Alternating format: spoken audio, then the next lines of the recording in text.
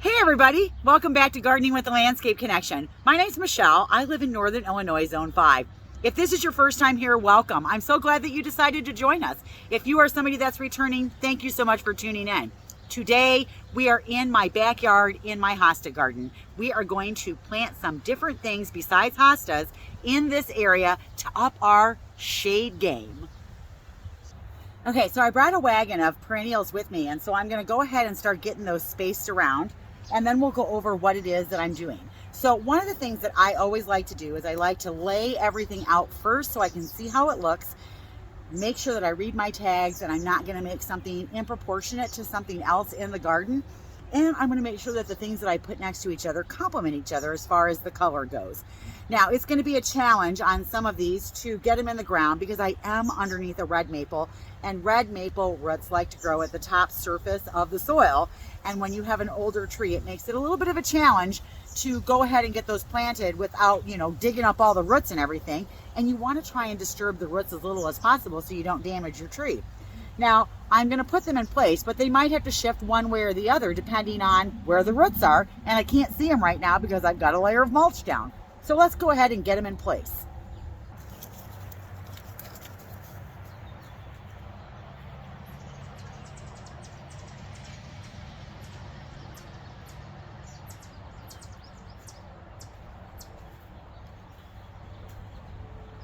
Okay, nice trio right here of astilbe. This is the Vision in pink.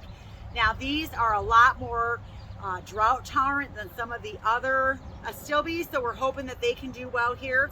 We'll see if I can actually get them in the ground. It's a fairly large, it's a 1 gallon pot, and I do have to try and plant them amongst the roots of the maple tree, so we'll see how that goes. So I have 3 right here.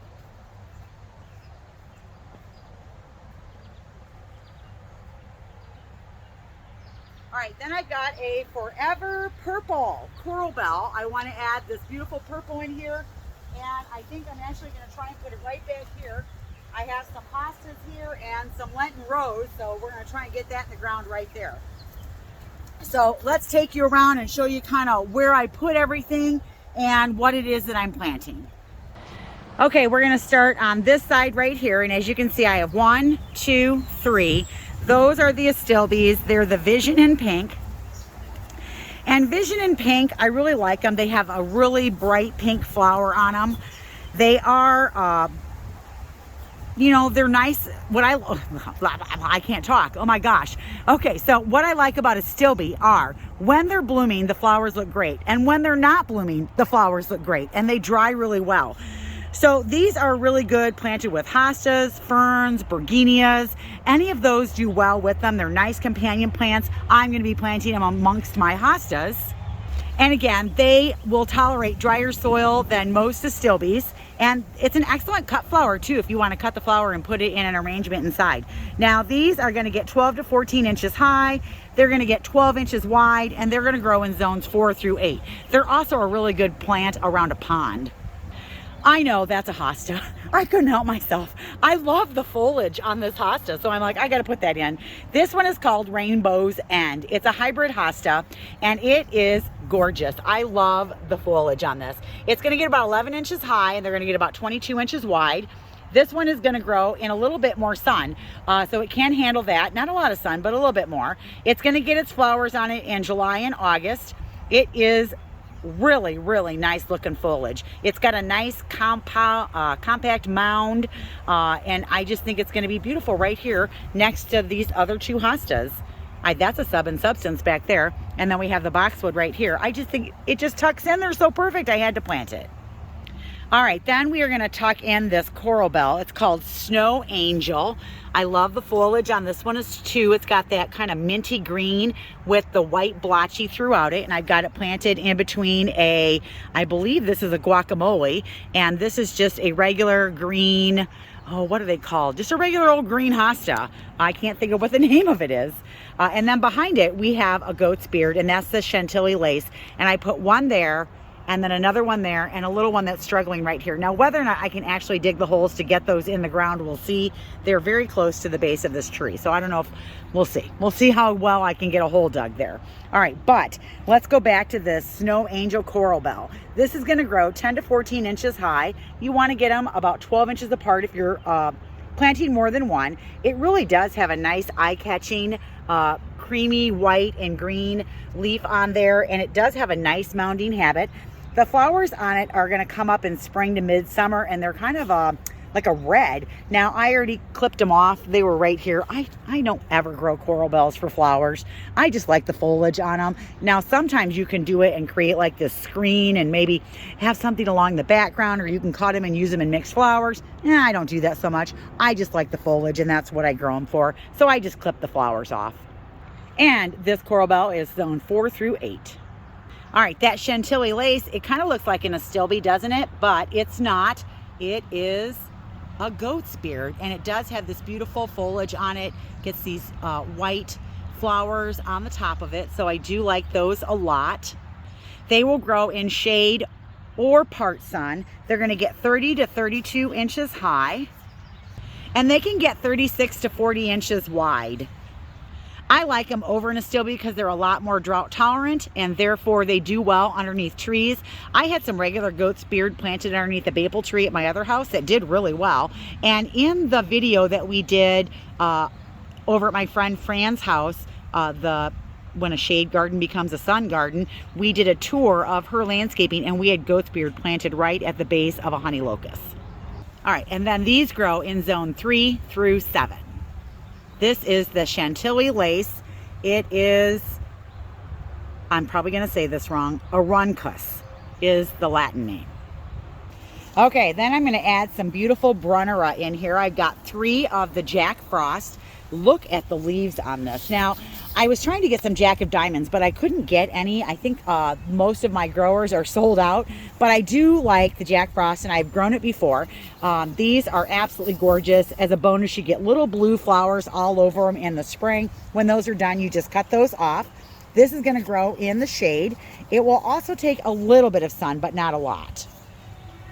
So this is an excellent foliage plant. It's got that beautiful heart-shaped leaf with the green veining and the silver foliage.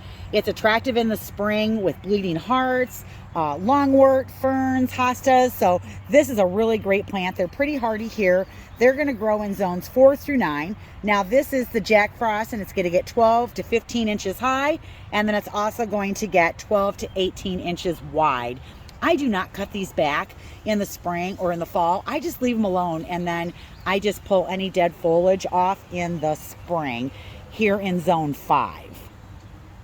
I know, it's another hosta, but I want to try this one and kind of see what it does. Now, right now, this is green, and it's been in our glass greenhouse. This one is a little hosta. It only gets 10 to 12 inches high and 2 feet wide. You know, it's supposed to have this unique white foliage, and it's supposed to become streaked with green later in the season. It gets lavender flowers in midsummer, and you know, I'm gonna try it and see if it comes out with the white leaves in the spring. Right now it does have the stripes on there, but it's kind of a little one. I thought I'd tuck it in here. It's called White Feather. Again, this is another hybrid hosta, and I thought I'd try it. It's a little bitty thing, so I think it'll look really cute there. Okay, this is the entrance to the hosta bed from the backyard. And so I have a big blue angel hosta here that someone's been nibbling on. And then I have another hosta behind it that I don't even know what it is. It's a green and white. But I've decided to put the Jacob's ladder on either side. This is the Pulmonium Stairway to Heaven. So this is a variegated Jacob's ladder. And let me get a little bit closer so you can see the beautiful variegation on these leaves. I just love these. They're so beautiful. Now it's all done flowering for the season, but it was covered with all of these light blue flowers earlier in the season. I just think that the structure of this is really super pretty. I really like it. Now, little bonus with this, because I do have rabbits, and I'm sure that's what's been eating my hosta right there. I'll have to get some repellent down. These are rabbit and deer resistant, so if you have that pressure, this is a nice one to put in. These are only going to get 12 to 15 inches high. They really will bloom in May and into the beginning of June, and then they're done.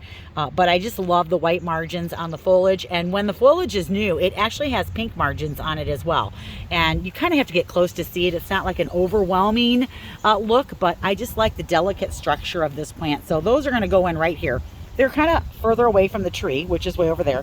So I should have no problem getting those in the ground. Oh, and zone 4 through 8. All right, I decided to stand up to show you this one because here's the Jacob's ladder, right? And we're walking up the path, Yep, see? And then we've got some Lenten rose that I put in the ground right there. And then I've decided to add a dark foliage. And I've got the Chantilly lace behind it if I can get it in the ground. And then here we've got a brand new Astilbe by Proven Winners. It's called Dark Side of the Moon. It's going to get 20 to 22 inches high.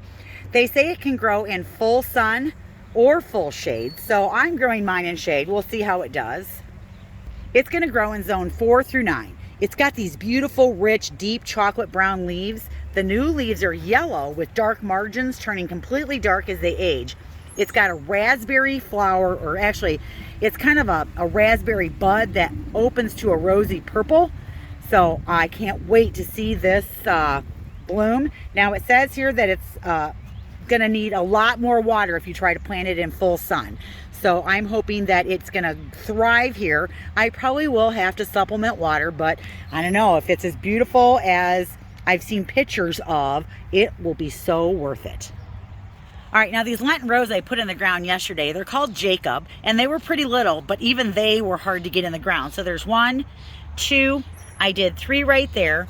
And then if you come around the other side of this hosta, I did 3 more right here on the other side. I'm just on the other side of my path. So I got 3 more right there. Okay, the next city that we're gonna put in are coral bells. This one is a forever purple. It's going to grow in zone 4 through 9. It's going to get 12 to 15 inches high, about 22 inches wide. Absolutely vibrant, glossy purple foliage. It's got a silver, not silver. What color is the bloom on here? They're white. So it's got a white flower on it. So I'm going to put that right there. Kind of, I got a hosta over here and another one here. So it's got like a trio of hostas, and then we're going to put that purple right there. That'll look great. Okay, so the last 2 I added are along the edge of the path on the other side. Now these do get a little bit more sun, but these are 2 coral bells that can actually handle more sun. This back here is an Empress Woo, and that is actually going to be dug up and moved because it's getting way too much sun. And we're going to take it and put it way up here in this bed up here.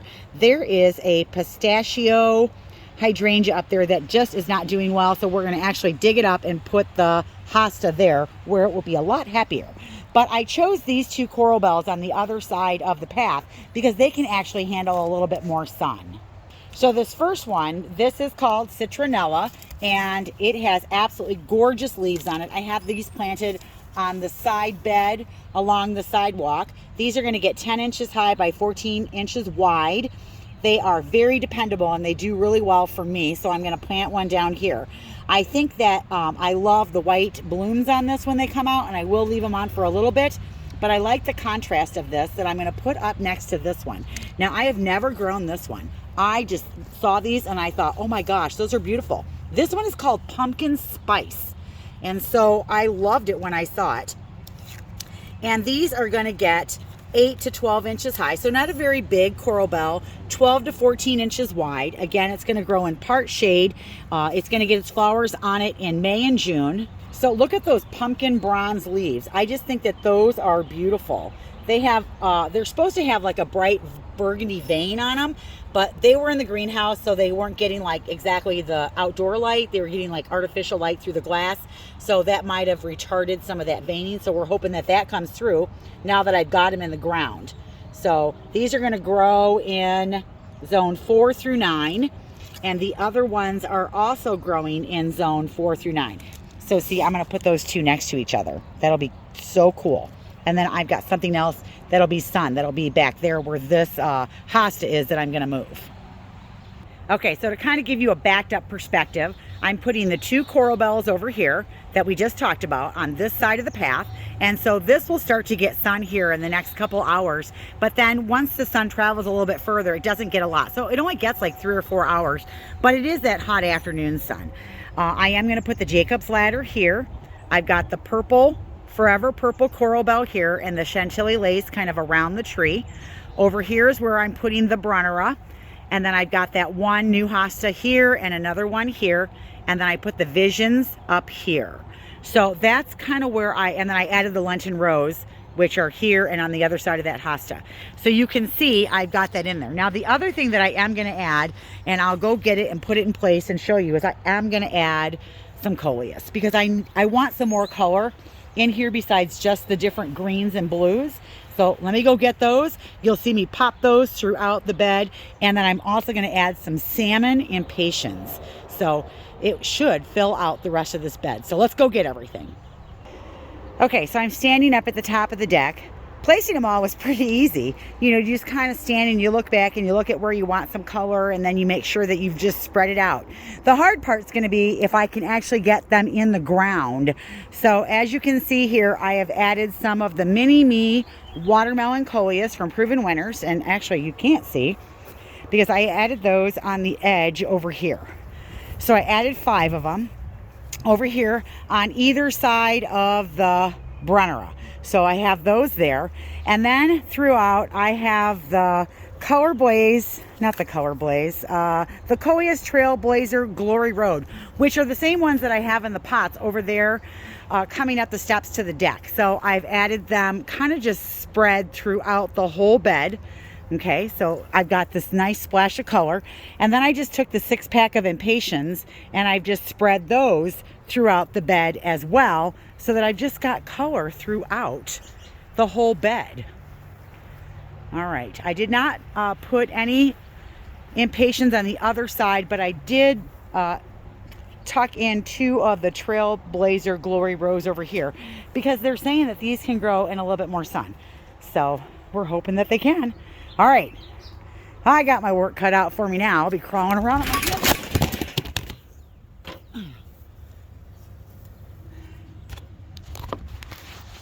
That was good. I fell down. Tripped right over my trailer. Okay, so anyways, I'm going to now start putting everything in the ground. All right, there we go. Let's get it in the ground. Okay, so hey there. Some of these holes have been really hard to dig because there are serious tree roots everywhere. So I wanted to show you one of the things that you can do when you're trying to get like a 1-gallon pot into an area that's got a lot of tree roots, because the roots will work their way around all those tree roots if you can get it in the ground. So what I'm going to do is I'm going to actually remove this from the 1-gallon pot, and then what I'm going to do is over the hole I'm actually going to break off a lot of this dirt that's in here, and I'm not disturbing the roots in any way, shape, or form. Now this one's got a pretty shallow root base on it, so I didn't have to dig the hole as deep. Because remember, one of the things you don't want to do is you don't want to sink that perennial so deep in the ground that this part is underground. You want it raised up so that they'll drain. They don't want to be that deep. So see, then all I have to do is come in and then just move my mulch around. And then what I'll do is I will get up and I'll tamp the dirt around the base of it to make sure that I have good root to soil contact. And that way I don't have to dig a hole as deep as I have to because of all the roots in the way. Okay, so basically all I'm going to do is I am going to clear my mulch out of the way. And then I'm going to dig my hole. And there's roots in the way, and I'm trying not to cut any big major roots.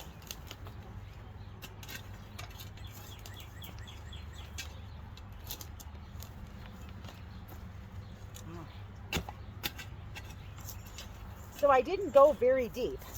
So if you look at how deep my hole is, see, it's not that deep, okay? Because this plant, I'm going to, again, shake all that extra dirt off. So I'm going to open it up, and this one has more roots on it. So I'm just going to loosen the roots and some of this upper dirt. See, by the time I'm done, this is a lot smaller. It was way down here. See, and then I can put it in my hole, make sure it's not too deep, and then backfill around it, move my mulch in place, and then I'll step on it with my feet and make sure that I got it in there nice, and there we go. One hosta. Okay, when I plant my impatiens, I just dig a little hole. Doesn't have to be very deep. Look at all those roots. Because these are just little plugs. And I like to plant 2 plugs together to get them fuller faster. Okay, there they are. And then I'll just do another one right there. Okay, so I got it all in. Everything is in the ground, and the last thing you want to do, especially when you're planting underneath a maple tree, which is a total pig when it comes to sucking up all the water and nutrients in the soil, is you do want to fertilize in the spring, and I am going to be watering everything in. And then this year I will have to supplement water everything throughout the whole season. I probably will run a sprinkler, but when I run a sprinkler in the shade, I try to do it in the morning so that all of the foliage has time to dry. I don't ever do it at night because I don't want to put it to bed wet. And you know, believe it or not, it rained yesterday, and did you see how dry the ground was? Because this tree, it sucked it all up. So you can be successful underneath a maple tree in the shade, but you do have to be a little more diligent in your watering and watching what's going on. Digging the holes was not a good time, but I did get them in. I'll take you around and show you real fast. I had 2 plants, the goat's beard, that I really wanted up by the base of the tree, just couldn't get them in. The roots were like that big around up by the base of the tree, so I moved them someplace else. They're actually just kind of sitting there, and I'm going to think about whether or not I like them there. But everything's in the ground, and now I'm going to water. All right, so let's take you around and show you where everything ended up. So as I said, you do have to be flexible in the shade because things get moved because of roots. So I ended up moving some of the coleus to different spots. This purple coral bell, the forever purple, it would not go where I wanted it. Too many roots. So I ended up moving it here. The hostas for the most part, and this coral bell here and the Brunneray, they all went where I wanted them. The Jacob's ladder ended up where I wanted it. I was really super excited that I was able to get this Astilbe dark side of the moon right where I wanted it. And then I just filled in the different colors throughout. And the only thing that changed up here with the Vision and Pink Astilbe is originally I was going to put it like right here, and I barely got a hole deep enough to put that coleus in. So instead I kind of did an arc right there. But I was able to get my 2 coral bells in here, and I added some salmon along the edge here that I wasn't originally going to put in, but I did. I think this turned out really good. So as I tour through the summer, you'll see how this grows in. All right, we are going to come up here because I did add 1 plant right here. I did add a Jacob's ladder, the Pulmonian. This is the Heaven Sent by Proven Winners. And I decided to put one of those back here to give me a little height behind the hosta. And it's going to maybe hide the air conditioner just a little bit. And then I have the lemony lace elderberry next to it. So I did add that in as well. And then the other thing I added was I did add in 3 coleus pineapple brandy right here in my raised bed. This has got my 2 hostas on either side and the oak leaf hydrangea.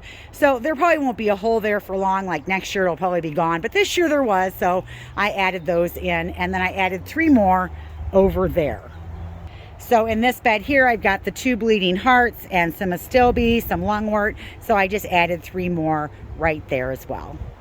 And then last but not least, I came over to the sidewalk bed, which is over here, and that's where I put the 2 goat's beard.